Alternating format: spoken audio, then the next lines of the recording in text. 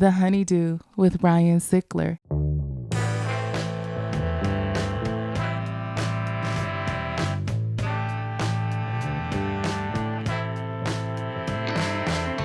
Welcome back to the HoneyDew, y'all. We're over here doing it in the Night Pants Studios. I'm Ryan Sickler. Thank you for supporting this show. Thank you for watching. I love my job, and you guys are a big part of that. So thank you. And if you got to have more, then you got to have the Patreon. It's called The HoneyDew with Y'all. It is this show with you all. And it is, I promise you, the wildest, best storytelling show on Patreon. It's $5.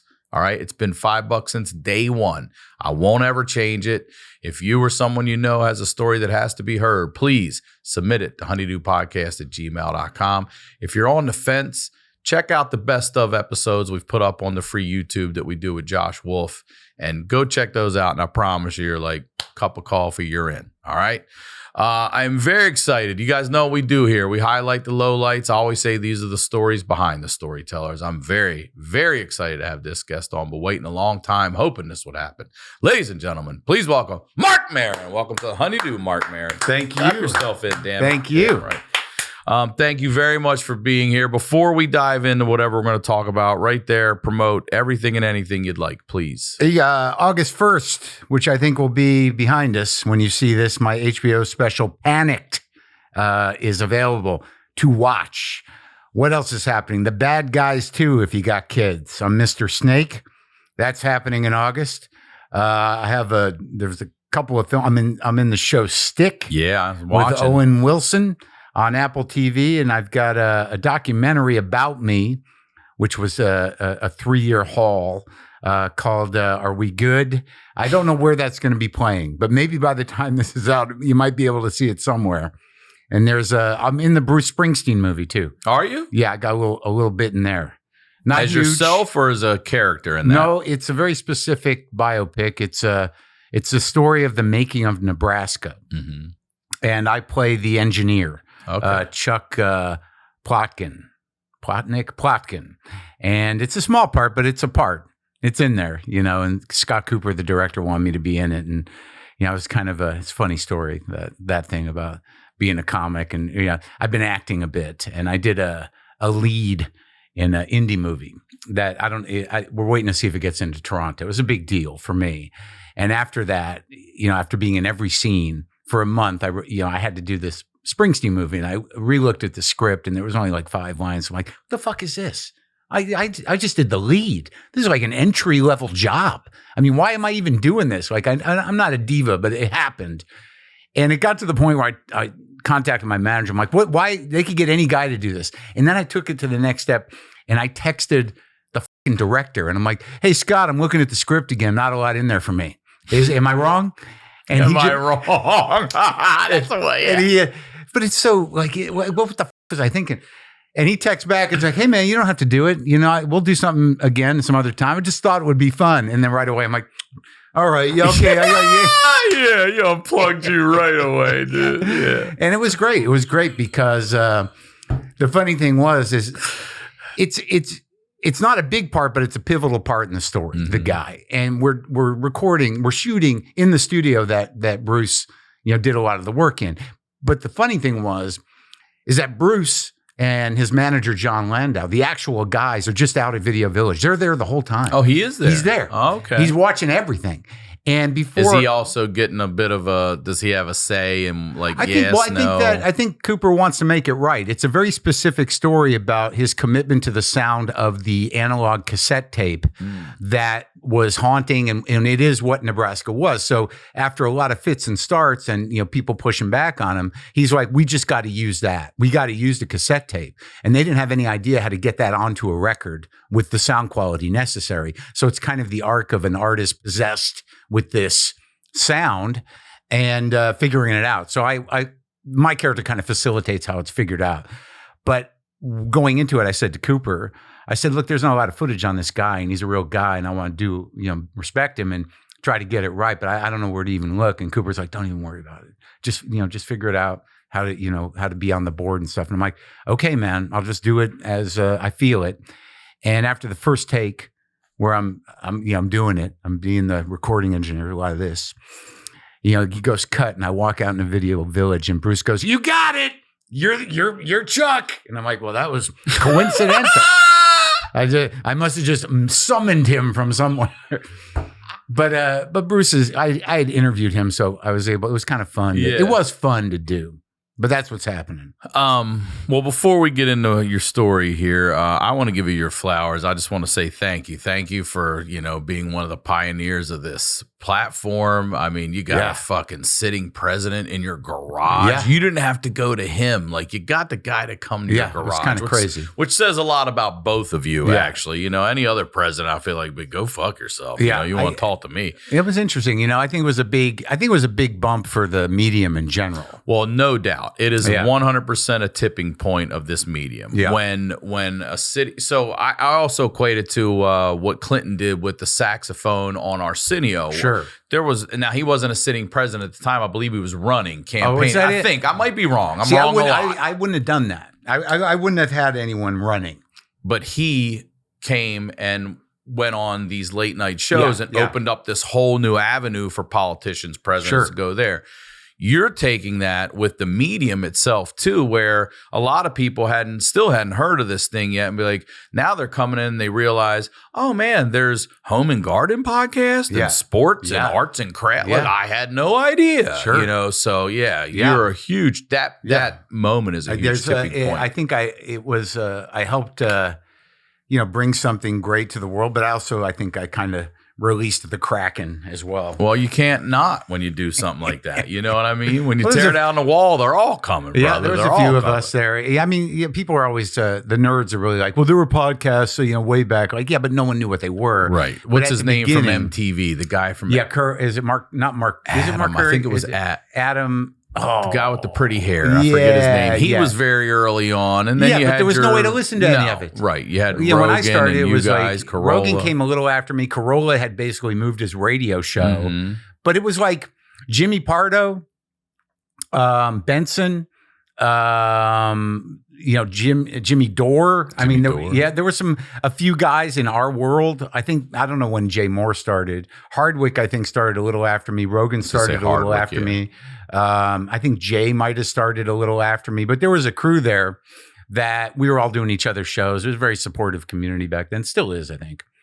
I'm here. Well, I wanted to ask you too, it's a life change for you to walk away from something that was not only so beneficial and so great for yourself, for everything here. Do you feel a sense of relief? Are you a little nervous? Do you feel like there's this new chapter where you got to get into a new groove? Because for so long, this has been, I'm getting old. In your fiber. I know, but are you... It's interesting because it's always been just me and my producer, and we do an audio podcast, and that was the way it all started, and that's what we always done. We're audio guys. You did radio, right? Mm-hmm. So the thing was, AM radio station in college, bro. Yeah, Towson. Yeah. Oh wow. Yeah. AM. They wouldn't let me on the FM, brother. I wasn't allowed on the FM. Was it all Skinner all the time? What was it? Here's another one from ZZ Top. Some of you remember this. You're like the Pixies, who? But the thing was, we never got into it. It wasn't.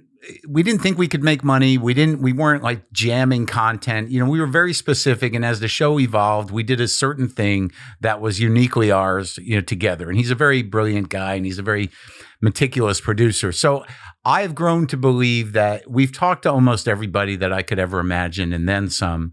But the quality of the thing has maintained, and the audience has maintained. And, we did all right. We got in under the wire on a deal with a platform, and we made out okay. And I think we got what we deserved. But then it becomes like, well, we've got this complete piece of work, which is 16 years of very specific and unique. Years. Yeah, and you were twice a week? Yeah.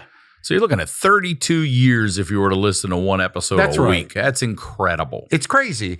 So when we decided we wanted to wind down, the only thing that, if you've done all right and you're not about just putting content in the world, and the risk is it going to diminish? Are we going to lose interest? I mean, it's a lot of work and we're a little burnt out, but it really comes down to like, if you don't have to do it, if it's ego.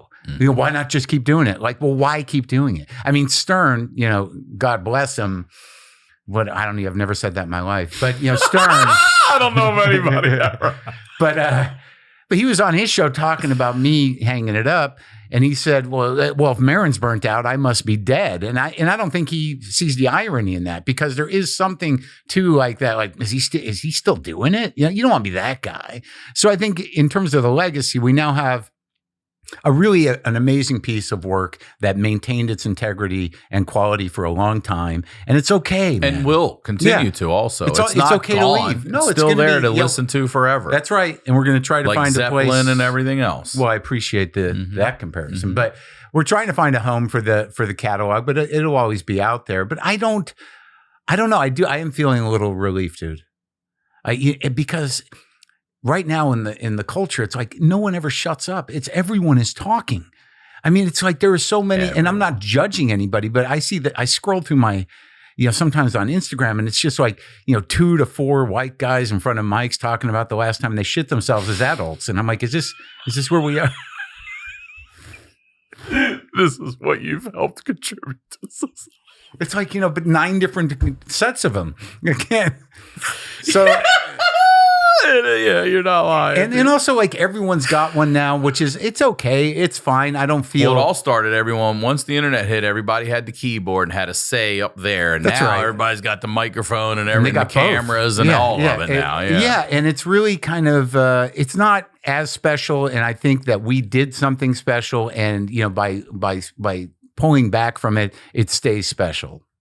I agree. And I'm okay with it. Yeah, I'm blown away. My first podcast, I started podcasting around 2010. It was the Crab Feast, and it was audio only. Yeah, with Jay Larson, and I like audio. We're older guys too. I'm still an audiophile, but it's still it's like the younger generation. It's still intimate though. It's like it's a different thing. When I was starting the thing out, like people would come and they'd be like, "Oh, I don't have to do no makeup," and I'm like, "No, dude."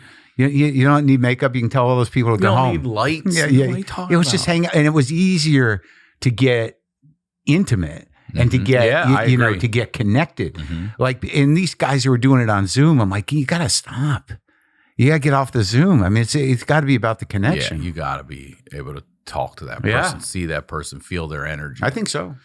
So let's jump back to the beginning here. You're, from what I look up here, and never all accurate. But sure. Jersey born, New Mexico raised. Yeah. Okay. What's that like growing up in New Mexico? It was great. It was pretty standard. It was probably 500,000 people at that time. Albuquerque. And you were in Albuquerque? Yep. It was about 70% Chicano.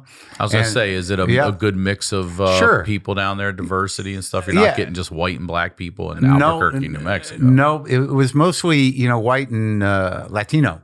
Okay. But, it was kind of like it had a pretty strong middle class. My old man was a surgeon, and he was in the service for a couple of years in Alaska doing I guess it would have been his internship with the Air Force. And it was just like an up and coming town. So we just ended up there. But, it had a big university. It was kind of a life changing. I love it there. But you do? Yeah. I go back. My old man's still there, kind of. He's half there. It's slowly fading. That one we were talking before we recorded, I'm blown away. Both your parents are still alive and with us. 86. Well, they had me when they were children. I mean, my mom was 22. My dad was like 26. Are they still together? No. That's a long, complicated journey. Okay. Yeah. But I used to do a joke about it, about how my parents got divorced. When they got divorced, I was like, 35, and I just didn't know who to live with. It was a rare Marc Maron joke. But no, Albuquerque was great. I got a nice mix of like just classic American townie and nice mix of, kind of Chicano culture. And then I had a job across from the University of New Mexico. And there was a guy in the record store next door who turned me on all the weird art music. And there was a lot of art around. My mom was a painter. So I got a well-rounded kind of education. Plenty of Skinnerd. And plenty of Brian Eno. I'll go both places. Give me one that in a bigger Albuquerque, like somebody back then that you heard early on that became bigger later that we all didn't know, like a Leonard Skinner. Dude, or Hendrix I swear to God, man, I saw AC/DC with Bon Scott open for Journey at the Civic Auditorium. I mean, that's a hell of a show. And I'll be candid, I was there to see Journey. Yeah, I'm sure you were. and then AC/DC came out, and you're like, what the fuck is happening? And that's Bon Scott, AC/DC. First tour. Is that right? The first AC/DC tour. And I did some event in San Francisco at some radio event with the bass player of Journey, and he swears that they opened for them. And I'm like, no, dude. There was no way. He remembers it differently? Yeah. Does he? Yeah, but there's no way. No, Journey was massive. huge. Yeah. Huge. Yeah, so I saw them. Who else did I see when I was a kid? We used to go, like, I had friends I saw the Nuge probably 3 times. And I didn't even really like him that much, but my buddy liked him. I was there. I saw Van Halen's first tour at the Pit, but I was too fucked up. Some guy from high school, gave me a pipe and I took a hit off it. And I don't know what was in it, but I just ended up, throwing up and laying on the floor. But they were 4 seats. So I was, you were where you're supposed to be. I was right there. Yeah. I saw. You were right where you're supposed to be. I took it all the way down. So this is what I wanted to ask. But wait, we went to Sunday Jam 2 in that? Denver. We drove 10 hours in 2 cars. And I just remember I worked at this restaurant. We'd gone there and kind of, it was probably before they opened, and we just made a bunch of sandwiches and took a bunch of shit. I just remember driving. My buddy Chris had a Maverick, a white Maverick, and I had a Ship Brown B210 Datsun. That's what we had. Really? Yeah, Datsun B210 Brown. Yeah, first car. And the whole way up, we were just throwing, like, dressing it. It was just a food fight on wheels. But on that bill, we drove up there. It was UFO, Heart, The Cars, The Rockets, and was there one other one? There's a weird bill, but it was all day, and you're just out there in the heat. And my buddy, he's not really my friend, but Andy, he took acid, and he was just watching on Mile High Stadium. There's a giant horse, and I think he was just watching the horse, walk around the top. The statue of the horse was moving around, but that was growing up. We drove to Denver once before to see Richie Blackmore's Rainbow because my buddy Dave was into him, and John Cougar Mellencamp opened for Richie Blackmore's Rainbow in Denver after that first John Cougar record before he added the Mellencamp, which is a great record. And then dropped the Cougar. Yeah, exactly. That one had I Need a Lover on it. Won't Drive Me Crazy. That was a damn good one. Oh, yeah. So that's that scene. You mentioned a friend, a pipe, all this. I know you've been very open about addiction and stuff. So what was the first thing that you took or that you had where you were like, this is good? Yeah. And how old were you? Well, we were very good at, drinking and driving, in high school. In Albuquerque, you got your driver's license at 15. Is that right? Yeah. 14, driver's license. Yeah. 14, 9 months of learner's permit. So we all had... and was alcohol 18 or 21 then? No, I think it was 21. Because West Virginia, like when I was in high school, it was still 18, but I was only 14 at the time, and then it became 20. We all had these fake ideas. The funny thing about the fake ideas were there were about 4 of us that used to hang out. And, we're kids, we're 15, 16. And there was a guy that used to show up at parties. And the way they made the fake IDs was that he had a board. You know what I'm talking about? With the cutout, with the New Mexico license on it, and he'd stand with a Polaroid, and then you'd go get it laminated, and that was the thing. But he couldn't change the name, so all 4 of us were Tom Bynes. Everyone was Tom Bynes. And if we were going to try to get into a bar, we had to space out. You go first, and I'll wait for some people to go in, But usually you're just hanging out in front of liquor stores trying to get, shitty grown-ups to buy you booze. Mm-hmm. And they did. A lot of them did. They did. Mm-hmm. Pint of Southern, a 6-pack. I didn't love beer because it was too filling. So I would always because I was a Keith Richards fan, I would smoke Marlboros and I would get Jack Daniels. Mm. And I don't know if Did you like it, though? I don't think I ever liked it. Mm-hmm. But I was always the throwing up guy. I was always the problem. Eventually the evening would kind of revolve around me because they'd have to pull me off a lawn next door, pull over and get me out of a car. But it was booze. There was some pills around, but not dangerous pills, just Yellow Jackets. What are Yellow Jackets? Just speed, White Cross. And half the time it wasn't even real. And I guess I did blow, pretty early on. High school we talking? Yeah. Yeah. Oh yeah, there's definitely some blow in high school, but not a massive amount. Weed was around, but I didn't love it. I didn't really it wasn't until I did my graduate work, in drug addiction, once I got out of the house, and it didn't really become a massive problem until I came out here and was a doorman at the Comedy Store. But in college, I was going at the coke pretty good. And was your drug of choice when you finally settled in? Was it coke? Yeah, coke and booze, and and weed booze was too. Sure. Even though you didn't really like it, you just I got better at it. I grew to like it. I wasn't doing flaming shots of Southern, or chugging half pints of but what are you drinking? Jack Daniels. I think I went through a lot of different booze.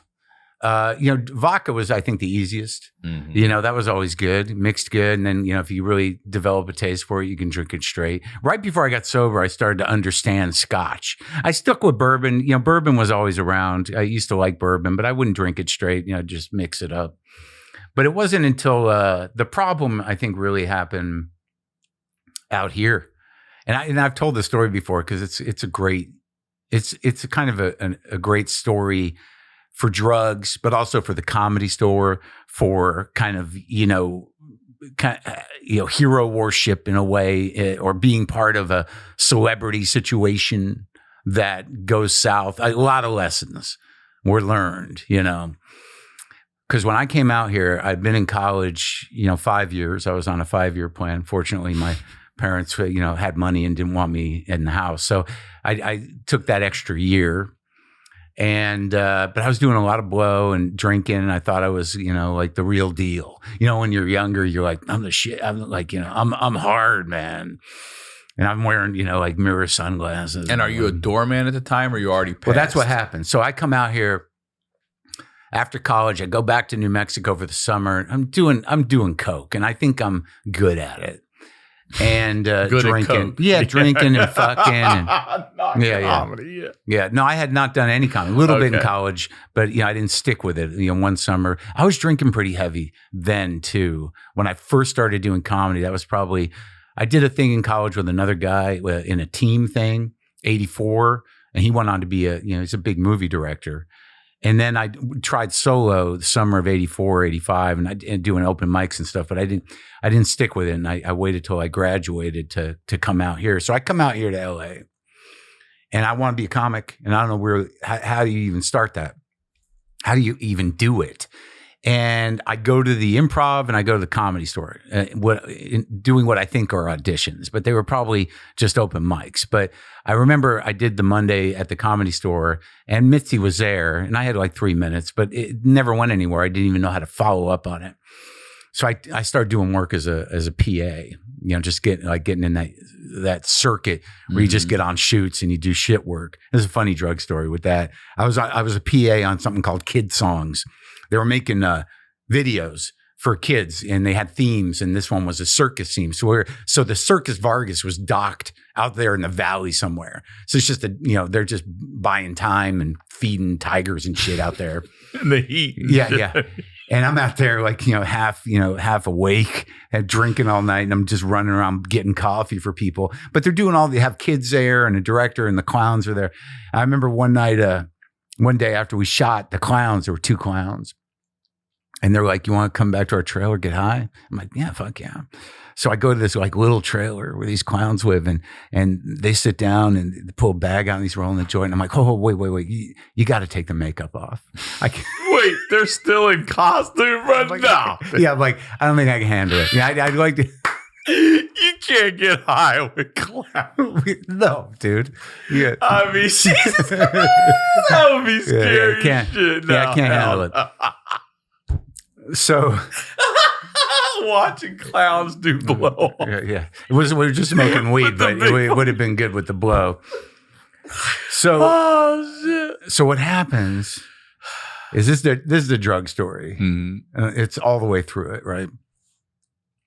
So, I get a job as a PA on some shoot that Mitzi's doing. She was trying to make a comedy channel. So she was doing this whole series of skits and sketches with all the comics of that time, where you probably wouldn't even know a lot of them, like Karen Haber, Danny Stone, Charlie Burnett, Joey Kamen, Jan Hart. They're all the crew from the late 80s there. Cause this was like, what was it? 86, I think. let me get that right. See, 81, 82, 83, 84, 85, 86, 86, 87, 81, 82. I think it was 87, right? So I'm on this, I think that's right. So I'm on a shoot that she's producing. I'm the PA. And I realize it's my moment. I see her. And I go up to her. I go, Mitzi, I'm Marc Maron. Do you remember me? I auditioned for you. This was like weeks and weeks after. And she goes, oh, yeah, you're funny. You can be the doorman. You can be a head. No, she said, you be the doorman. And I'm like, I didn't even know what that meant. She go talk to Becker, which was her assistant, Mike Becker. So I go to Becker and I'm like, she just said I could be a doorman. And he's like, okay, do you want to be the head doorman? I'm like, what do I got to do? Well, you just got to do the schedule for the rest of the doormen. I'm like, okay. But you had to be a comic to be a doorman. That was a system. So now I got the gig as a doorman. So now I'm in at the store and also the head doorman, which was a pain in the ass because she's opening a place out in Universal City and I got to get all these these gypsies, these fucking guys. She's like, get them all, cats, get them all black jackets. I'm like, where the fuck am I going to find? So I'm down Chinatown trying to buy these guys jackets. Who are those guys? It was like Jay Pope. Mitch, what the hell was that guy's name? A lot of they're gone. Rod Blackman. So I'm in, and you're a non-paid regular when you're a doorman. And it was so funny because there were other guys who were non-paid regulars, and the belly room used to just be for non-paid regulars. And there was no produced shows, no nothing. It was all in-house. And usually to get people into the belly room, you'd hang around that door in the hallway to the main room, and they'd do 2 shows or 3 shows in the main room. And when people were leaving through the back, you'd be like, come on upstairs, more comedy. And I remember that in order to get stage time and so then you didn't have to pay a separate fee. Once you're in, you get up it was there like and go. Strictly development for non-paids. Yeah. But I remember I had to audition. No, I'm sorry. I mean, as a fan, I'm leaving the show. I don't have to buy a ticket to go upstairs again. You're just saying, hey, if you want more, we got free comedy upstairs. That's right. Exactly. Totally. And but I remember I had to audition for another comic to do time in the belly room. Yeah, because each of them had their nights, And I remember I had to audition for this guy, Christopher Wheel. Well, I don't know what happened to that guy. He used to have a banjo that had an applause sign on it that he could light up. Anyway, he said, you got to do a few minutes if you want to be on my show. And literally, I did a few minutes for just him in the belly room. What? I was fucking nuts. All right. So here's what happens. At that time, Sam Kinison he hadn't broke huge yet, but he was about to. And whatever that mythology with him in the stories, but I had seen him on TV and I didn't like him that much. I thought it was a gimmick, the screaming thing. And he wasn't really my bag, but he was kind of the comedy store is very susceptible to charismatic egos. The guys can take it over. And it happens. And at this time, he was sort of that guy. But he was on the road when I got the gig. And I met Carl La Bove, his best friend. I knew Carl, yeah. And, Carl was like, so you're the head door guy, huh? And I'm like, yeah. He goes, we were all doormen. And I'm like, okay. He's like, so you're part of it now. And I'm like, all right, dude. And he goes, I'm going to give you a present. I'm like, what's happening? And he gives me a watch. He takes a watch, not a good one, off his wrist. He goes, now you're like one of us. You're in. And Sam was on the road at the time. I don't know where he was, but maybe he was shooting a movie. But I met Carl first, and it was already weird. And because I was a doorman, you're up for judgment. You're a comer, right? So Sam comes back, and at this point, the alcohol. So I was living out here in Culver City with my buddy Steve, and then he wanted to move his buddy Pete Bergen, the director, who was just a kid then, and they moved me to the couch, and I was being treated like they were kind of being shitty to me, and I got kicked out of there kind of, and I moved down the hall in the same building into this woman's house who needed a roommate, and within a week I drank all her booze, and within 3 weeks, there was an intervention. She, brought her friends and her boyfriend over and said, you got to leave. And I talked to Becker, and he's like, well, you can live up in Crest Hill, which is the house behind the Comedy Store that Mitzi owned for comics. Mm-hmm. But supposedly we had to pay rent. I don't think I ever did, but we're supposed to. So I'm living in Crest Hill. I'm a doorman. And then Sam comes back from the road, and he comes up to me. He's like, so you're the guy. You're the new guy. And I'm like, yeah, man. He's like, well, what are you doing? Where are you living? I'm telling him up in Crest Hill. And really one of the first times I met Sam, he comes up to Crest Hill with like, an 8-ball or a couple grams. And we're just sitting there, just me and him. And that's the first time I met this fucker. And I think I'm a professional blow guy, but this is graduate level shit, dude. So me and Sam, and Sam's like, do you know his stuff? He's intense, dude. Yeah. I am a massive Sam. Okay, so Sam's like, Sam is Sam, all the time. And he really is. You say you thought it was a gimmick, so I'm saying even off. Well, what I learned about him is like the gimmick was, Steve Pearl. Well, I'll tell you. So I'm up at Crest Hill with Sam, and he's putting coke out. Just the two of you. Just two of us, and it's late. It's after the shows, and he comes up there, and he's like, "Look me in the eye, Maron." I'm like, and I'm just like this fucking angry Jewish kid, from fucking New Mexico who thinks he's the shit. And I got my long hair and shit, my John Lennon glasses. Look me in the eye, Maron. Can't trust a man, don't look me in the eye. And I'm like, all right, we're doing this. I'm looking Sam in the eye. And he's chopping lines. He's like, I'm going to save you. He's already probably coked out of his mind there. Yeah, and he's intense. Yeah. And he's like, I'm going to save you some time. I'm like, okay. We're just doing blow. And then he's like, he's telling me shit. There's supposedly lessons to be learned. And then out of nowhere, he's like, you ever burn money? I have not burned money. So we're going to burn some money. What? Yeah. So he pulls out like a wad of cash. And we're just sitting there burning money. And I'm like, all right, I don't know what I'm learning. This is your first time meeting Sam Kinison. Yeah. And we're burning money. We're getting jacked. And so we're fucking gacked, dude. And we run out of blow. It's like 2 or 3 in the morning. He's like, fuck, we got to get some more blow. Right. So he goes, let's go. And I'm like, where are we going? He's like, you got a car? I'm like, yeah. So we get in my Toyota. I go a little Toyota then, and we're driving down Sunset. And the dealer was right over there on Crescent Heights. Down Sunset, take a right on Crescent Heights. Those apartments right there. His name was Greg. And Greg doesn't know Sam's coming. So it's like the middle of the night, and Sam's like jamming on the fucking intercom. It's me, man. You got anything? I'm like, what is happening? Right. So I'm like, fuck. And like, we're in the car. It was so funny because we're in the car and Sam's like all drunk and coked. And he's like going in and out. And I remember he jumps up, he looks at me and goes, I don't even know you. You could kill me. And I'm like, where are we going, dude? Where are we going? He's worried about you. What the fuck? So we're pushing on the scene and you just hear this guy on the other end of the intercom like, hello. And he's like, it's me. You got anything? Let me up. So we go up and this guy who was actually a hairdresser during the day down on Melrose. Greg, hilarious, by the way. Yeah, and who has a roommate, a woman roommate. And we get up there and Greg's in his bathrobe. He's like, what do you got? Just be quiet. Don't wake my roommate up. So we go into the back and he's like, you got anything? And he gives Sam a bindle or half gram probably. And Sam's doing coke. And he's like, got any booze? And all Greg had was those miniatures from the airplane. So Sam just like sits down on the floor and he's like got a little miniature vodka. He's like drinking it. And I'm like, yeah, nice to meet you, man. And then Sam just fucking goes out. He just passes the fuck out. At this guy's place. On the floor. And I'm like, all right, well, I guess I'm going to go. And the guy goes, you're not leaving him here. And I'm like, what do you want me to do? He's like, I don't want him to pull a Belushi on me. I'm like, oh, I'm a big-hearted guy. So now I got to get the fucking, Kinison up. And he was yeah, that's not easy. Yeah, and I get him into the car and I take him back to Crest Hill and he literally sleeps on the floor in the living room. Like just, face down on the floor in front of it. And he used to sleep there a lot because we had a lot of parties up there. He liked to sleep on the floor. He did? Even in his house, yeah. So he's sleeping on the floor. So that was my first encounter with him. And then I was sort of now I was in the group.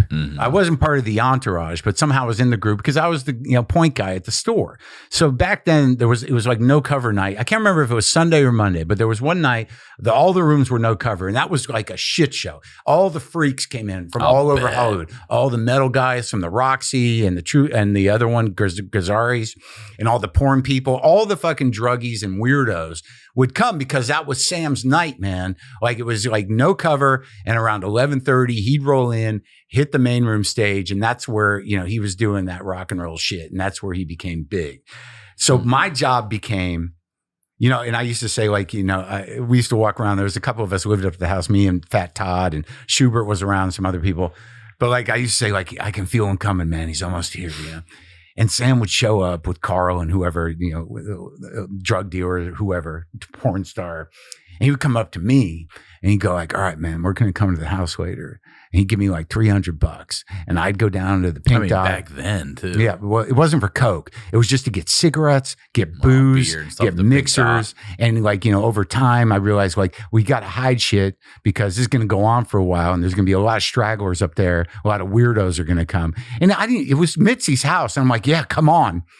And Tamayo Otsuki, who was a comic that Sam used to date, lived upstairs. So most of the time, after 2 nights of being up, Sam would just be pounding on her door. Tamayo! It was crazy. So we go up there. I'd go get booze and everyone. I knew what everybody wanted. And I'd go set up the fucking store for after this, set up the house for after the store closed. Then he'd come up with who the fuck knew who. Sometimes comics, sometimes weirdos, sometimes people that would steal shit. And we just do those runs, man. We do 2 or 3 days, just doing blow, just up. And that was the fucking thing, right? And that went on a lot. And it became a little weird. Becker used to call us the Manson family. Mitzi was kind of getting upset because she would still think it was a nice house. And sometimes, like one time she bought us, she had new wicker furniture delivered to the house, and lounge chairs with umbrellas for the patio. And like, what is she like? We, within weeks we were like, there was a gas fireplace, and we're burning the wicker furniture, and like. The umbrellas on the lounge chairs were busted within days. And she's like, what the fuck is happening up there? And like, it was crazy. And it was a fairly condensed period of time. But what started to happen, what led to me getting sober the first time, was I still had to work, man. I had to drive the fucking Jeep for her. I had to do the phones. So I'm doing the phones some days. And some days I'm driving the Jeep, going to get her chicken salad, or driving, Axe to the Burbank so they could go to the dunes when she had a room out there. So I'd get up on 1 hour sleep and I'd go down the Jeep and I'd see John Mendoza and John Campanera going like, what the fuck, man? We're late. And I'm like, sorry, man. I'm like, oh shit, no gas. It was a fucking nightmare. I used to go over to Steve Pearl and Steve Kravitz's house because I needed to nap and they lived in Hollywood, the comics. I remember it was very funny. One time I went over to their house during the day with the Jeep, and we went to 7-Eleven. I got one of them, remember those vitamin packs they used to sell? Yeah. And I bought a vitamin pack and I had it in my hand. I'm with Pearl and I'm like, I don't even know what's in these things. And he goes, you would pick shards of glass out of a 0.5 gram of blow, but you're worried about the vitamin? 7-Eleven pack. Yeah. So because I wasn't sleeping, dude, I started to get psychosis. And I was already a little freaked out. I was hanging out with heavy dudes, pretty demonic. The store kind of felt as, it was a little Satan-y because Kinison was a little Satan-y. Yeah. And the people that were around and were you got a little, all the ghost history dark. And shit That's in that right. building. And now I'm starting to lose my there. mind. And I'm starting to, like it wasn't even a conspiracy theory. It's some mystical universe I was living in. I thought, Sam was a agent of chaos, and the Hollywood Tower, the towers, the hotel, Sunset Tower, that was all gutted because they were renovating it. So it was this big concrete gray structure that was empty. And on top of it, it's still there. There's like an altar up there. It's an altar structure. And I would stand on the fucking front porch of the Comedy Store out of my mind going like, something's going to go down. The end of the world's going to start up on that altar. And I was like, I was out of my mind, dude. It was bad. And I was hearing voices and it was fucked up. Really? Yeah. There. And it was like, it got a little weird and got a little scary, but I was hanging on because I thought, I thought I had a job in the mystical, I thought I was going to be delivered some information that could possibly change the course of history. That's where I was at. And it got to the point where I was sleeping in my closet, because it got too scary. And I didn't know when those idiots were going to come and make me get up and do blow. I didn't have anything to come down. Like a lot of them had like mandrakes or downers or stuff. And I think there was even maybe some dope around. I don't know. But I knew that other people were sleeping. I was not. And I was drifting. And this was going on for a while. And, I would put it up Sam's ass a bit because I knew like eventually you want these people out of the house. And I was living there and I knew his breaking point, and I would kind of push his buttons, and I was getting under his skin, and I knew that. But that's the only reason why I have any sort of personality is I have enough fuck you in me to, try not to, get totally absorbed. And, so what happens is there's a lot of this going on and it all gets weird. But there was this Satanist guy that used to hang around. his name was Dave, and he was like, he's a heroin junkie, and he, he had like a pentagram tattooed over his heart, and like nice mark of the beast on his arm. But he looked like Christopher Walken. He was not like a physically threatening guy, but he was a creepy guy. Is he a comic? No. He just used to hang around. He'd show up, and there was a lot of fixtures around. That place always had that kind of vibe. I remember it was funny. The one funnier part was the room I lived in Crest Hill used to be Dice's. And one time Dice came up. He's like, "You living in this room? You ever get a blowjob in the tub?" And I'm like, "No." He's like, "Oh, you got to get a blowjob in the tub." Like there's all these people were around. And some nights, like there were like one night Ted Nugent came up to the house, and we all had to not do coke because he's straight. Oh, okay. So everybody had to behave and like hang out with the Nuge. And there were a lot of stars that would come around. I remember one time Tommy Lee from Motley Crue came up to the house, and I was like, "What would a 15-year-old want to do?" And I'm like, "We got to do Blow off the back of my guitar." So I'm sitting there with my Telecaster, doing lines of Tommy Lee, that kind of shit. But so Dave London, the Satanist, Sam didn't like him, because, Sam was, Mr. Satan. And also comes from that religious background as well. Yeah, I think Sam really thought that, I think he believed, there were a couple pretty good lessons. Like shortly before the shit hit the fan, I think Sam was still a preacher in his mind, and that he believed that, if he had enough time to get in under the wire, he could. I believe you. Yeah. Yeah.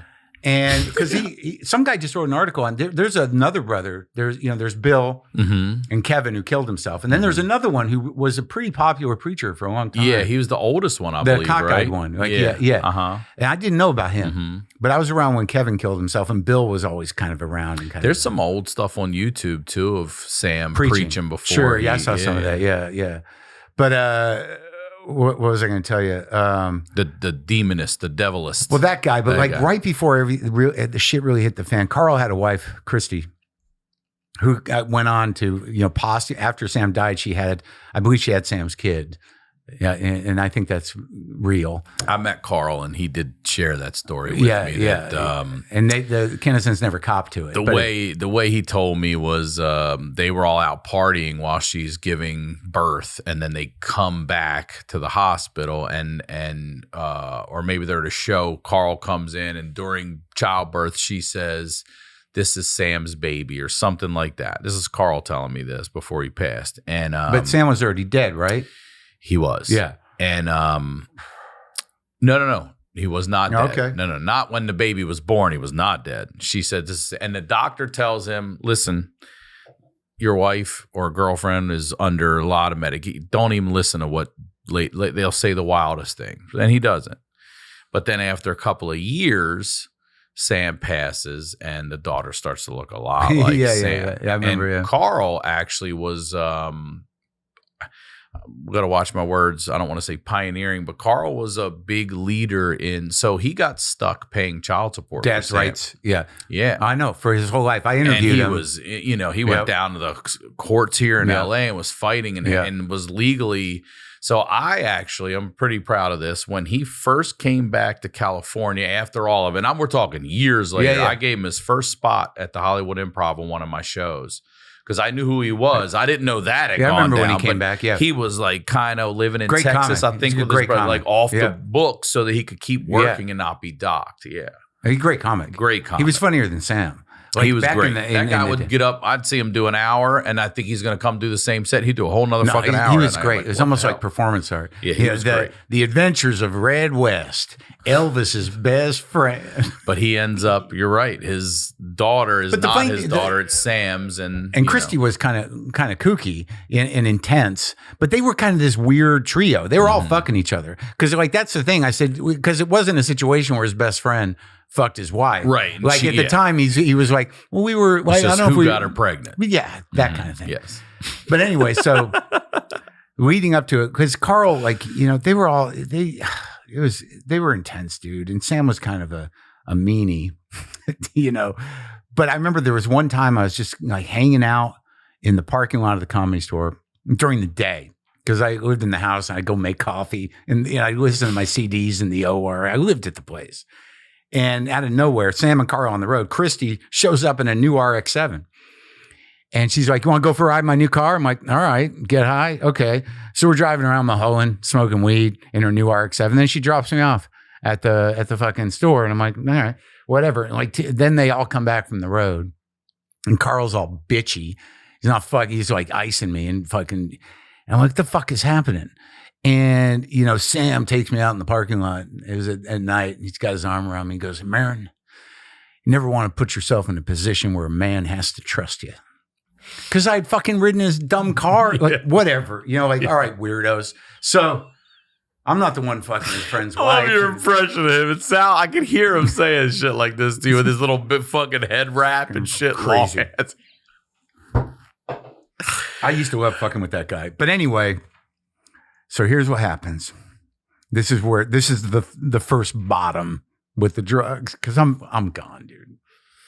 And like, the night of Sam's HBO special premiered, you know, that first special, which really made him that in the record.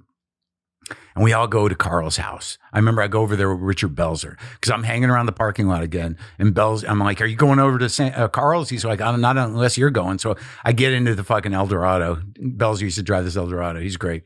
He used to have a certain type of weed back when, you know, you still had to look for good weed. He used to call it, I said, how's this weed? He's like, it's the Hammer. He used to call it the Hammer. So we get high. We're driving over to Carl's. And I just remember we pull up right as Sam's crossing the street with some, you know, kind of druggy girl. And fucking Belzer just guns it for Sam. Like, just guns it. And Sam didn't know who he was.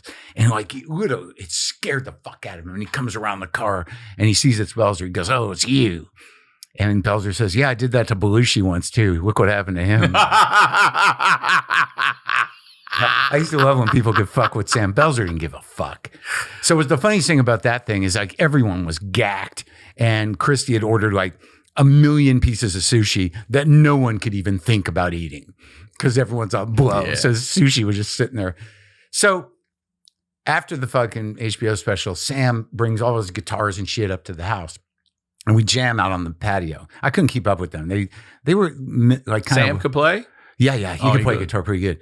And Carl too. Oh, that's right. He did the Wild Thing video and all that. That was the downside. That was he really did play. He could play it. Okay. Yeah. I think he always wanted to, but he could never figure out. I used to ask him, like, you ever do guitar in the act? He's like, I never could figure out how to put it in there, you know, without being a hack. And then like, the music stuff, and that first record is the record, you know, in the HBO special. That was it. Yeah. So we'd have this big jam session up there, and, you know, Sam leaves the gear up there, his guitars and shit. And I put him in my room, you know, for safety, lock him in the room.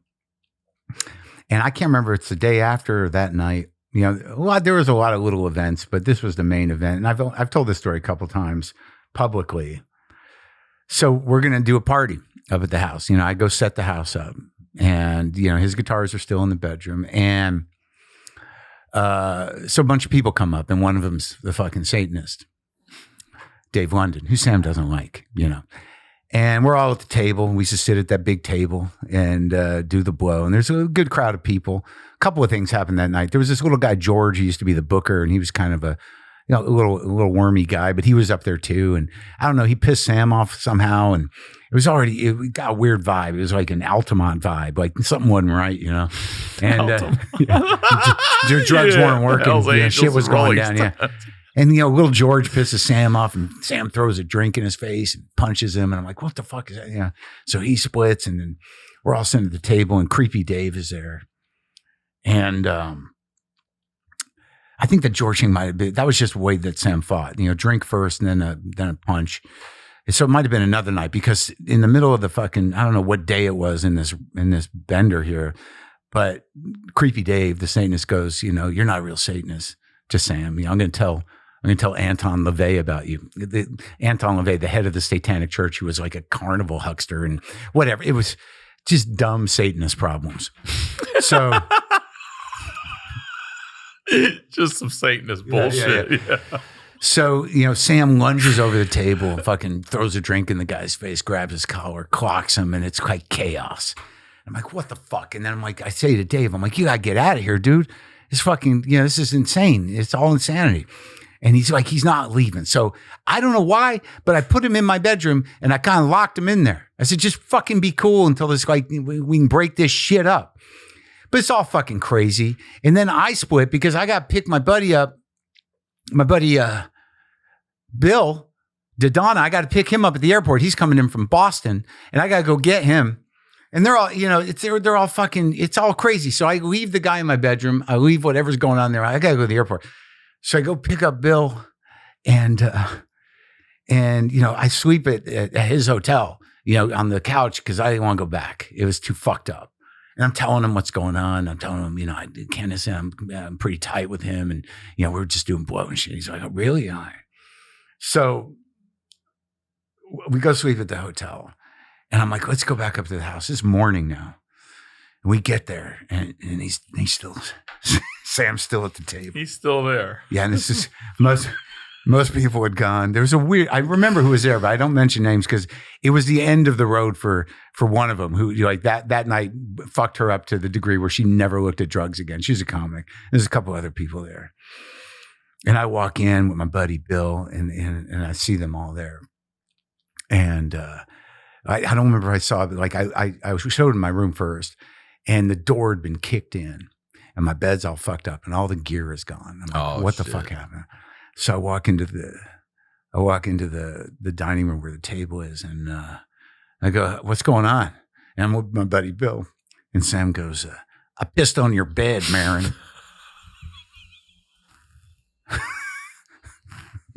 And I'm like, what? He goes, I pissed on your fucking bed, Maron. I'm like, why? And he goes, because you let that fucking weirdo sleep with my guitars. This is how weird it got, Ryan. Yeah. And I'm like, what? And then, according to Schubert, and I hope it's true, I then turned to my friend Bill and said, I told you I knew him. I said the same thing. This is a guy going, this is fucking Sam Kinison. Yeah. So hilarious, dude. After that, you know, I didn't sleep in the bed again. Yeah, I went over to Kravitz's. It was like territorial, fucked up, cucking bullshit. And I was like, well, fuck all this, and I'm already here. Like, I'm already sleeping in the closet. So, I go to Kravitz's because he's out of town. So I'm sleeping over there and I'm like, what the fuck? And I'm kicked out of the group, like Kinison, they're all fucking icing me. And there was this drug dealer that they all used to deal with, Majid. That was another fucking guy, dude. This Palestinian dude, Majid. Sam used to take him on the road because he was one of those guys, no matter where you landed, he'd go find it. He's he's that guy. Yeah, I remember one time I did a run with him. It was to highlight my life. Wait, I'm sorry. Sam would just take that guy and be like, you go find us coke while we're here? Yeah. That's hilarious, dude. What a job. Yeah, he was always around, man, and like I remember one night we were up at the house. It was a big night for me, because Majid was like, the backstory on Majid supposedly was that he had been he was a Palestinian. He'd fought against Israel in the 6-Day War. And then he came here and became a citizen, went to Vietnam. Oh, shit. And I don't know if it's true, but the story was that, one time he was on the ground and they were in the shit and the choppers were, going to come in and get him. But they said, it's too hot. We can't get in there. And Majid said, well, I got you in my sights, so it's your call. Like that was the myth of Majid. But now he's like this, he always used to say, it's only rock and roll, man. Heavy dude. But I remember one night, we ran out of Coke at the party and Majid was like, I'll go get more Coke. And I'm like, can I go? You want me to drive you? Where are we going? It's like 3 a.m. He's like, no, I don't think you should come. I'm like, no, I'll come. So we drive out in the middle of the night and we pull up at a house. I don't remember where it was. And I'm waiting for him. He goes in, he comes back in the car and he's got like a half ounce. And he's like, you got a magazine or something in here? And I'm like, yeah, I found like some magazine in the back. And he's just ripping off squares to make bindles and he's eyeballing it. He's eyeballing half grams and grams with his fingers.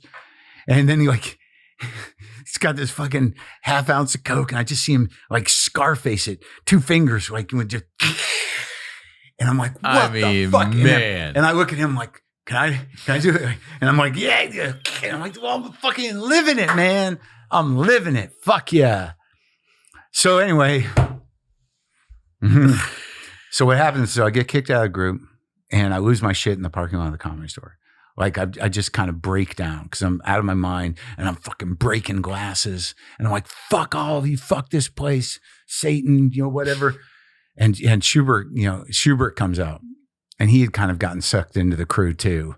And he had been with Dice and then we went south and he was with them. He's like, dude, you got to chill out, man. You got to chill out. It's all right. It's going to be all right. And I'm like, fuck you. You're one of them. I'm losing it. And then the drug dealer, Madge, pulls up and I go, hey, man, fuck, it's all fucked up. I'm out of the group. They kicked me out, man. I don't know what the fuck I'm going to do. And, Madge is just sort of like, yeah, you gotta get out of here, do your own thing. When the drug dealer tells you to leave. Yeah, it is time to go. And I remember he's just like, yeah, you gotta get out. You gotta get the fuck out of here. So I go back to Kravitz's and I remember I'm laying in my bed and I swear to you, dude, because I always had this ethic about drugs that if I ever lost my mind, like you're going to know, this time to pull back. I always had that in my head that if you can't, but I remember I was laying in bed and I'm listening to the voices. I used to do a joke about it. It was like when you hear voices in your head, it's never one, it's always many. And you spend a lot of time trying to get them to pick a fucking leader, So I'm laying in my bed and I'm thinking I'm like, how far out can I go, man? I swear to you, a voice, clear, outside of my head said, you've gone far enough. Yeah. So I packed up everything. It's that Carl and Acid joke, we're done. Yeah. Yeah, you don't need to keep doing it. That's right. We're done. That's right. So I packed up everything I could in my car. I paid off my drug debts. I gave away some shit and I just left. Cold turkey right there for your first try, I left. though? I'm I was pretty sure I was going to be chased. I didn't know by what, either by Sam and those weirdos or mystical forces. I was way out there. And where are you going? I was like, I'm going to go to Tucson because my brother's there. Okay. He's in school out there. And I'm like, fuck it. I need a break. So I'm driving to Tucson. I remember I see one of the worst car accidents I ever saw in my life on the road. There's bodies and shit. I'm like, all right, this is a sign. I got to get some rest. So I pull off, between here and Tucson, I'm in a Motel 6. I got a 6-pack. There's no blow. I remember Lauren Green is on TV and I'm like, I don't know this is it, man. I'm going down. And I get out to Tucson and I go to my brother's. And I'm like, dude, I'm fucking, I'm in trouble. And he's like, fuck, dude, I'm graduating. We were going to party. I'm like, new crew? Okay. So I'm back. Yeah. That's hilarious. But I go home. And I eventually get back to Albuquerque. I tell my parents I'm fucking gone. I'm fucking in trouble. How old are you at this point, too? 22, okay, maybe, still right? a young 23, man. yeah. And I'm like, I'm just gone. And I'm like, I gotta go to rehab. I need fucking help. So they checked me into an inpatient program in my own town, which is kind of weird.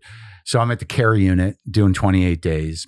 And at that time, I had to wear certain rings because of the mystical shit. And I always had to have a skull on my shirt for protection. I was gone. Yeah, gone. But I get through it, and I get sober, and I get chubby, and it was kind of funny rehab. And can I ask you about the food at rehab? It's just starchy shit.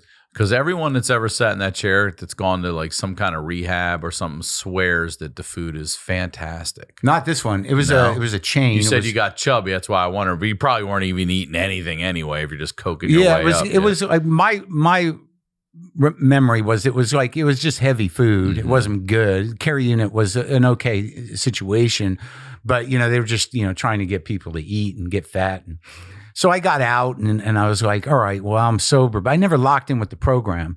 I didn't lock in. And then I went to Boston and, I got my shit together and I'm like, I got to keep doing comedy. So I drove back to Boston and I started over again. Got a job at a coffee shop, was doing open mics, and I came in second in a competition in 88.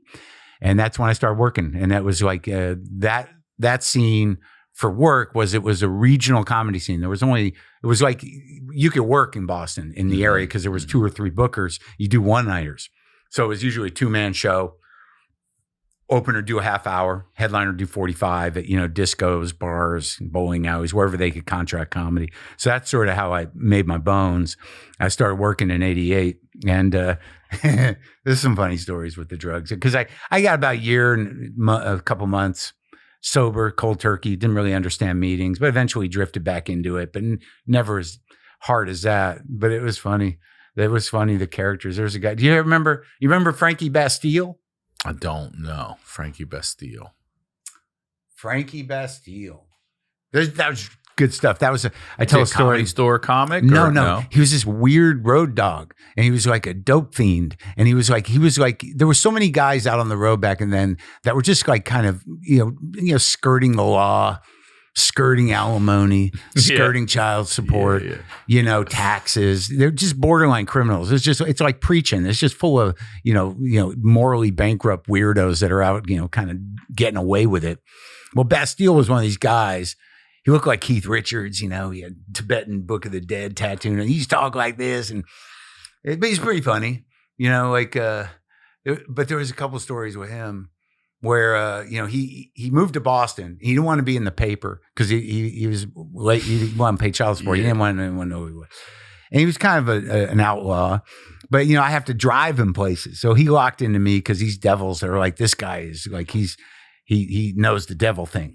He's a good devil babysitter. I was a good devil babysitter. Yeah. But you go to pick him up and you could never find his tooth. He had a front tooth that was missing. You walk down the hallway, you go, "Where's my tooth?" It would just come out. Yeah, it wasn't a retainer thing. He'd put it away to sleep. And then he'd have to find his tooth. Where's my fucking tooth? Just one of them. But one time, dude, there's two stories with him about drugs. One time, I was just starting out doing these gigs. And he didn't stay in Boston long, but we drove to a gig, and he's a real road guy. And he's like, "You got to do your time, man." That was his whole thing was like, "You got to do your time. That's what you do. You're a comic. You do your time. You got a half hour. I'm going to do 45. You got to do your time." And I'm like, "I get it, dude." And then, we're driving, we get to the gig. It's at some bar, and it's pretty well set up. And it's crowded. And he tells me, he recites a poem to me called "The Road." And I'm like, all right. So it's like, "You got to do your time." And I'm like, "I get it." And I go up there and I do everything I got, it's close to a half hour. Right. So I do everything I got and I bring him up. I'm like, "This next guy, clubs in college, Frankie Bastille." And claps. No one comes up. I'm like, what the fuck? I introduce him again. Nothing. Awkward silence. And then from the back of the room, I hear him go, "26. 4 more, motherfucker. He wasn't doing it, huh? He didn't care. You brought him up twice, and he's like, "No." 26. So I did some fucking street joke. Standing on business back there. Yeah. Ridiculous. Yeah. That's funny too, because what comic do you know that doesn't want to do more fucking time? I didn't have it.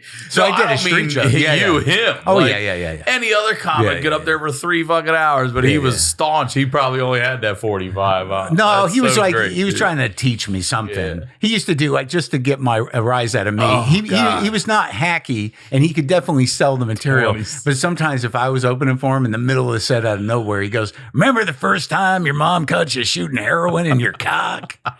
And the audience would be like, "What?" And I'd be like, "Yeah, you're the real deal, man." But the other story with him was like, there was a couple, but I was driving him down the Cape to do Johnny Yee's, a giant Chinese restaurant with they used to have a hula show, and then they do a comedy show. It was some of those Chinese places have the huge showrooms and it was a long-standing gig. And I'm driving him down there, and he's like snorting heroin. Dude, we're driving down Johnny's, he's snorting heroin. And I'm like, "All right." And he goes, "You want to try heroin?" I'm like, I don't think the first time should be while I'm driving. I'm driving. And he's like, "Pull over to the gas station." He goes in, he steals all the business cards from the gas station, and he's sitting there, he's writing his name on them. And I still got one. It's kind of funny. Do you really? Yeah. But so we're driving to fucking Cape. It's like 45. It was my hour. I don't know. It was Cape Cod from Boston, but like he's not enough. He's snorting heroin, and he's fucking out. I was going to say. He's out. And we pull up to the gig, And I got to walk him in because he's fucking nodding out. And I put him in a booth. And I go up on stage. And I didn't know what the fuck was going to happen. At this point, I'm doing my half hour. And I do pretty well. And I bring him up. And I don't know if he's going to get up. Yeah. And I brought him up, Frankie Bastille. And he lunges onto the stage. And he just leans in. He kills so hard. On. He's sweating. It's Out like of a James heroin. It's like a James Brown concert. And he just fucking nails it. And I was like, what the fuck? Incredible. And we get back into the car within 2 minutes. Boom. He just cries. He just hits it quick. And all I think is like, that guy's a professional. That's a pro. That's a fucking pro. Yeah. I mean, it really is. If you could get, that's heroin. If you could wake up out of a heroin sleep and then go, not just walk across the room, perform. That's impressive, man. So, I was in and out. You know, I'd get a year and a half sober, and then I'd go out for a while. But eventually, what finally took? Well, what happened was, and that leads into when we do another episode, is I was in New York. I'd gotten married, and I shouldn't have. And, I was back on the blow, and I'm doing blow in New York. I had a fucking good dealer in New York, dude. I fucking love that guy, Hammerhead.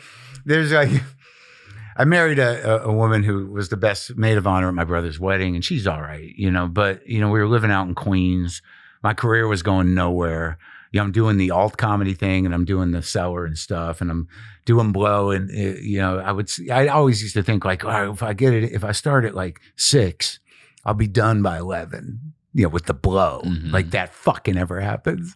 But I remember one time the guy I used to buy drugs from was this huge dude. He looked like Thor, the wrestler from the Ed Wood movies, shaved head. He used to live on the Lower East Side. He managed the building kind of.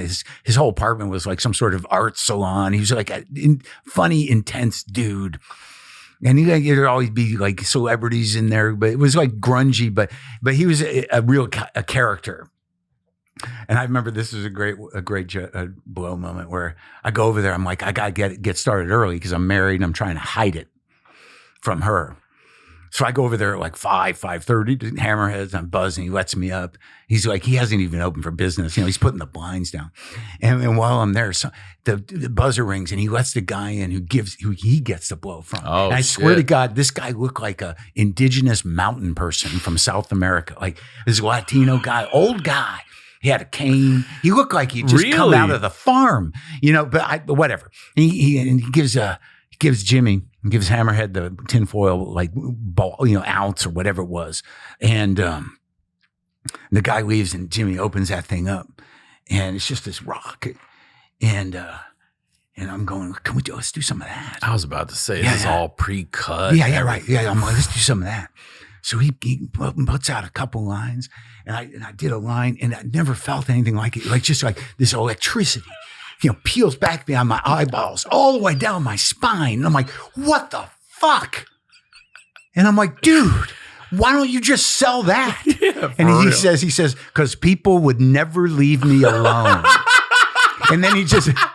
Sam Kinison will be ringing that bell all fucking night. And then I see him just drop this rock into a bag of shake, pound it out. That's terrible. Oh, that's disappointing.